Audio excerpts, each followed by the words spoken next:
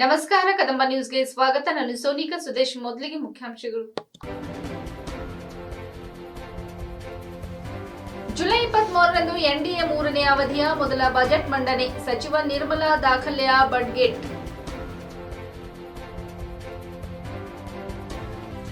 ಅಬಕಾರಿ ನೀತಿ ಹಗರಣ.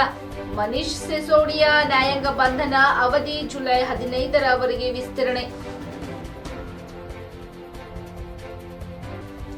ವಿಧಾನಸೌಧದ ಆವರಣದಲ್ಲಿ ಸಸಿ ನೆಟ್ಟ ಶಾಸಕ ಪ್ರಭು ಚವ್ಹಾಣ್. ಸುದ್ದಿಯ ವಿವರಗಳು. ದೇಶದಲ್ಲಿ 18ನೇ ಲೋಕಸಭೆ ರಚನೆಯಾಗಿ ಮೋದಿ ಸರ್ಕಾರವು ತನ್ನ 3ನೇ ಅವಧಿಯ ಮೊದಲ ಬಜೆಟ್ ಅನ್ನು ಮಂಡಿಸಲು ಹೊರಟಿದ್ದು, ಕೇಂದ್ರ ಬಜೆಟ್ 2024ರ ದಿನಾಂಕಗಳನ್ನು ಸಹ ಘೋಷಿಸಿದೆ. ಹಣಕಾಸು ಸಚಿವ ನಿರ್ಮಲಾ ಸೀತಾರಾಮನ್ ಜುಲೈ 23ರಂದು ಸಂಸತ್ತಿನಲ್ಲಿ ಬಜೆಟ್ ಮಂಡಿಸಲಿದ್ದಾರೆ. ವಾಸ್ತವವಾಗಿ 18ನೇ ಲೋಕಸಭೆಯ ಮೊದಲ ಅಧಿವೇಶನ ಮುಗಿದಿದೆ. ಇದರಲ್ಲಿ ನೂತನವಾಗಿ ಆಯ್ಕೆಯಾದ ಸಂಸದರ ಪ್ರಮಾಣ ವಚನ ಸ್ವೀಕಾರ ಸಮಾರಂಭ ನಡೆದಿದ್ದು, ಲೋಕಸಭೆ ಮತ್ತು ರಾಜ್ಯಸಭೆಯ ಜಂಟಿ ಸಭೆಯನ್ನುದ್ದೇಶಿಸಿ ರಾಷ್ಟ್ರಪತಿ ದ್ರೌಪದಿ ಮುರ್ಮು ಮಾತನಾಡಿದರು. ಈಗ ಎಲ್ಲರ ಕಣ್ಣು ಬಜೆಟ್ ಅಧಿವೇಶನದತ್ತ ನೆಟ್ಟಿದೆ. ಸಂಸತ್ ಅಧಿವೇಶನ ಜುಲೈ 22ರಿಂದ ಆಗಸ್ಟ್ 12ರವರೆಗೆ ನಡೆಯಲಿದೆ. ಸಂಸದೀಯ ವ್ಯವಹಾರಗಳ ಸಚಿವ ಕಿರಣ್ ರಿಜಿಜು ಅವರು ತಮ್ಮ ಎಕ್ಸ್ ಹ್ಯಾಂಡ್ನಲ್ಲಿ ಬಜೆಟ್ ಅಧಿವೇಶನದ ಬಗ್ಗೆ ಮಾಹಿತಿ ನೀಡಿದರು. 2024-25ರ ಕೇಂದ್ರ ಬಜೆಟ್ ಅನ್ನು 2024ರ ಜುಲೈ 23ರಂದು ಲೋಕಸಭೆಯಲ್ಲಿ ಮಂಡಿಸಲಾಗುತ್ತದೆ ಎಂದು ಬರೆದಿದ್ದಾರೆ. ಕೇಂದ್ರ ಬಜೆಟ್ 2024ರ ದಿನಾಂಕಗಳನ್ನು ಘೋಷಿಸುವುದರೊಂದಿಗೆ ಮೋದಿ 3 ಪಾಯಿಂಟ್ ಸರ್ಕಾರದ ಅಡಿಯಲ್ಲಿ ಹಣಕಾಸು ಸಚಿವರು ತೆರಿಗೆದಾರರಿಗೆ ಕೆಲವು ಪ್ರಯೋಜನಗಳನ್ನು ಘೋಷಿಸಬಹುದು ಎಂದು ಬಹಳಷ್ಟು ನಿರೀಕ್ಷೆ ಮತ್ತು ಏತನ್ಮಧ್ಯೆ ಸುದ್ದಿ ಸಂಸ್ಥೆ ರಾಯ್ಟರ್ಸ್ 2 ಸರ್ಕಾರಿ ಅಧಿಕಾರಿಗಳನ್ನು ಉಲ್ಲೇಖಿಸಿ ಕೇಂದ್ರ ಸರ್ಕಾರವು ಕೇಂದ್ರ ಬಜೆಟ್ನಲ್ಲಿ ಗ್ರಾಮೀಣ ವಸತಿಗಾಗಿ ರಾಜ್ಯ ಸಬ್ಸಿಡಿಯನ್ನು ಹೆಚ್ಚಿಸಲು ತಯಾರಿ ನಡೆಸುತ್ತಿದೆ. ಇದು ಕಳೆದ ವರ್ಷಕ್ಕೆ ಹೋಲಿಸಿದರೆ 50% ಹೆಚ್ಚಾಗುವ ನಿರೀಕ್ಷೆ ಇದೆ. ಯುಎಸ್ ಡಾಲರ್ ಅನ್ನು ಮೀರುತ್ತದೆ ಎಂದು ಬರೆದಿದೆ. ದೆಹಲಿ ಮಾಜಿ ಉಪಮುಖ್ಯಮಂತ್ರಿ ಹಾಗೂ ಆಮ್ ಆದ್ಮಿ ಪಕ್ಷದ ನಾಯಕ ಮನೀಶ್ ಸಿಸೋಡಿಯಾ ಅವರ ನ್ಯಾಯಾಂಗ ಬಂಧನ ಅವಧಿಯನ್ನು ಜುಲೈ 15ರವರೆಗೆ ವಿಸ್ತರಿಸಿ ದೆಹಲಿ ಕೋರ್ಟ್ ಶನಿವಾರ ಆದೇಶ ಹೊರಡಿಸಿದೆ. ವಿಶೇಷ ನ್ಯಾಯಾಧೀಶೆ ಕಾವೇರಿ ಬಾವಜಾ ಅವರು ನ್ಯಾಯಾಂಗ ಬಂಧನ ಅವಧಿ ವಿಸ್ತರಿಸಿ ಆದೇಶಿಸಿದರು. ಅಬಕಾರಿ ನೀತಿಗೆ ಸಂಬಂಧಿಸಿದ ಹಣ ಅಕ್ರಮ ವರ್ಗಾವಣೆ ಪ್ರಕರಣದಲ್ಲಿ ಮನೀಶ್ ಸಿಸೋಡಿಯಾ ಅವರನ್ನು ಕಳೆದ ವರ್ಷ ಮಾರ್ಚ್ 9ರಂದು ಜಾರಿ ನಿರ್ದೇಶನಾಲಯ ಬಂಧಿಸಿತ್ತು. ದೆಹಲಿ ಅಬಕಾರಿ ನೀತಿಯ ಹಣ ಅಕ್ರಮ ವರ್ಗಾವಣೆ ಹಗರಣಕ್ಕೆ ಸಂಬಂಧಿಸಿದಂತೆ ಜಾರಿ ನಿರ್ದೇಶನಾಲಯವು ಶುಕ್ರವಾರ 9ನೇ ಚಾರ್ಜ್ ಶೀಟ್ ಸಲ್ಲಿಸಿದ್ದು, ವಿನೋದ್ ಚೌಹಾಣ್ ಎನ್ನುವ ವ್ಯಕ್ತಿಯನ್ನು ಆರೋಪಿ ಎಂದು ಹೆಸರಿಸಲಾಗಿದೆ ಎಂದು ಅಧಿಕೃತ ಮೂಲಗಳು ತಿಳಿಸಿವೆ. ಪ್ರಕರಣದ ತನಿಖೆಯ ಭಾಗವಾಗಿ ಚೌಹಾಣ್ ಅವರು ಮೇ ತಿಂಗಳಲ್ಲಿ ಬಂಧಿಸಲಾಗಿತ್ತು. ಪ್ರಕರಣಕ್ಕೆ ಸಂಬಂಧಿಸಿದಂತೆ ಜಾರಿ ನಿರ್ದೇಶನಾಲಯವು ದೆಹಲಿ ಮುಖ್ಯಮಂತ್ರಿ ಹಾಗೂ ಎಎಪಿ ಮುಖಂಡ ಅರವಿಂದ್ ಕೇಜ್ರಿವಾಲ್, ಉಪಮುಖ್ಯಮಂತ್ರಿ ಮನೀಶ್ ಸಿಸೋಡಿಯಾ, ಸಂಸದ ಸಂಜಯ್ ಸಿಂಗ್, ಬಿಆರ್ಎಸ್ ಮುಖ್ಯಸ್ಥ ಕೆ ಚಂದ್ರಶೇಖರ್ ರಾವ್ ಅವರ ಪುತ್ರಿ ಕೆ ಕವಿತಾ, ಉದ್ಯಮಿಗಳು ಸೇರಿದಂತೆ ಹಲವರನ್ನು ಬಂಧಿಸಿದ್ದು, ಚೌಹಾಣ್ ಈ ಸಂಬಂಧ ಬಂಧನಕ್ಕೊಳಗಾದ 18ನೇ ಆರೋಪಿಯಾಗಿದ್ದಾರೆ.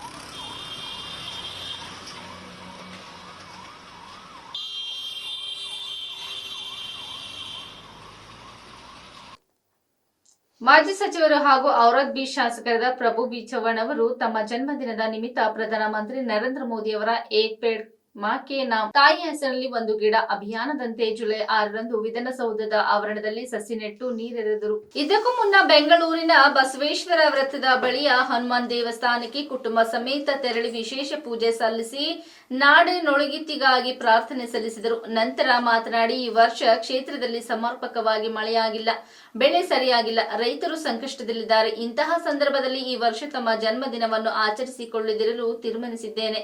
ಆದರೆ ಜನ್ಮದಿನದಂದು ಪ್ರಧಾನಮಂತ್ರಿಯವರ ಆಶಯದಂತೆ ವಿಧಾನಸೌಧದ ಆವರಣದಲ್ಲಿ ಸಸಿಗಳನ್ನು ನೆಟ್ಟಿದ್ದೇನೆ.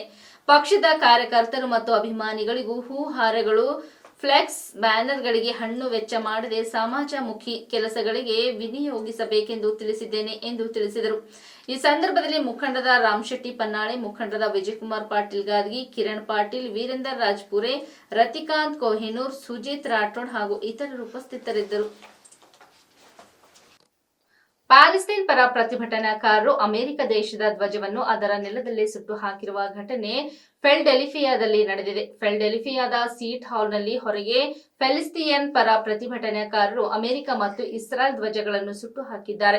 ಇಸ್ರೇಲ್ ಗಾಜಾ ಪಟ್ಟಿಯಲ್ಲಿ ನಡೆಯುತ್ತಿರುವ ಸಂಘರ್ಷ ಮತ್ತು ಪ್ಯಾಲೆಸ್ತೈನ್ನಲ್ಲಿ ನಡೆಯುತ್ತಿರುವ ಸಂಘರ್ಷದ ವಿಚಾರವಾಗಿ ಪ್ಯಾಲೆಸ್ತೈನ್ ಪರ ಹೋರಾಟಗಾರರು ಫಿಲಡೆಲ್ಫಿಯಾದ ಸೀಟ್ ಹಾಲ್ನ ಹೊರಗೆ ಭಾರಿ ಪ್ರತಿಭಟನೆ ನಡೆಸಿದರು. ಸುಮಾರು 400ಕ್ಕೂ ಅಧಿಕ ಮಂದಿ ಪ್ರತಿಭಟನಾಕಾರರು ಅಮೆರಿಕದ ಧ್ವಜ ಸುಟ್ಟು ಘೋಷಣೆ ಕೂಗಿದರು. ಈ ವೇಳೆ ಫಿಲಡೆಲ್ಫಿಯಾದ ಮಧ್ಯೆ ಪ್ರವೇಶಿಸಿದ್ದು ಪ್ರತಿಭಟನಾಕಾರರನ್ನು ಚದುರಿಸಲು ಯತ್ನಿಸಿದ್ದಾರೆ. ಪೊಲೀಸರೊಂದಿಗೂ ಪ್ರತಿಭಟನಾಕಾರರು ಸಂಘರ್ಷ ನಡೆಸಿ ಅವರ ಮೇಲೂ ಹಲ್ಲೆಗೆ ಮುಂದಾದಾಗ ಪೊಲೀಸರು ಅವರ ಮೇಲೆ ಲಾಠಿ ಪ್ರಹಾರ ಮಾಡಿ ಅಟ್ಟಹಾಡಿಸಿದ್ದಾರೆ. ಇದಕ್ಕೂ ಮೊದಲು ಅಮೆರಿಕ ಮತ್ತು ಇಸ್ರೇಲ್ ಧ್ವಜಗಳನ್ನು ಸುಡುವಾಗ ಹಲವಾರು ಪ್ರತಿಭಟನಾಕಾರರು ಪ್ಯಾಲೆಸ್ತೀನ್ ಧ್ವಜಗಳನ್ನು ಬೀಸುತ್ತಿದ್ದರು. ಅಲ್ಲದೆ ಪ್ರತಿಭಟನಾ ನಿರತ ಮಹಿಳೆಯೊಬ್ಬಳು ಸುಡುತ್ತಿರುವ ವಸ್ತುಗಳ ಮೇಲೆ ಅಮೆರಿಕದ ಧ್ವಜವನ್ನು ಎಸೆದಿರುವುದಕ್ಕೂ ಕೂಡ ಕ್ಯಾಮೆರಾದಲ್ಲಿ ಸೆರೆಯಾಗಿದೆ. ಇನ್ನು ಈ ಪ್ರಕರಣದಲ್ಲಿ ಹಲವಾರನ್ನು ಪೊಲೀಸರು ಬಂಧಿಸಿದ್ದು, ಘಟನೆಯನ್ನು ಮೊದಲ ಫಿಲಡೆಲ್ಫಿಯಾದ ಉಪ ಕಮಿಷನರ್ ಜಾನ್ ಸ್ಟ್ಯಾನ್ಫೋರ್ಡ್ ಕಟುವಾಗಿ ಟೀಕಿಸಿದ್ದಾರೆ. ಯಾವುದೇ ಕಾರಣಕ್ಕೂ ಇಂತಹ ನಡವಳಿಕೆಯನ್ನು ನಾವು ಸಹಿಸಲಾಗುವುದಿಲ್ಲ. ದೇಶದ ಎಲ್ಲ ಪ್ರಜೆಗಳಿಗೂ ವಾಕ್ ಸ್ವಾತಂತ್ರ್ಯವಿದೆ, ಆದರೆ ಅದರ ದುರುಪಯೋಗಕ್ಕೆ ನಾವು ಬಿಡುವುದಿಲ್ಲ. ಪ್ರತಿಯೊಬ್ಬರಿಗೂ ಪ್ರತಿಭಟಿಸುವ ಹಕ್ಕಿದೆ, ಆದರೆ ಪ್ರತಿಭಟನೆ ಹೆಸರಿನಲ್ಲಿ ಅಮೆರಿಕದ ಸಾರ್ವಭೌಮತ ಹರಣಕ್ಕೆ ನಾವು ಅನುವು ಮಾಡಿಕೊಡುವುದಿಲ್ಲ ಎಂದು ಕಿಡಿಕಾರಿದರು.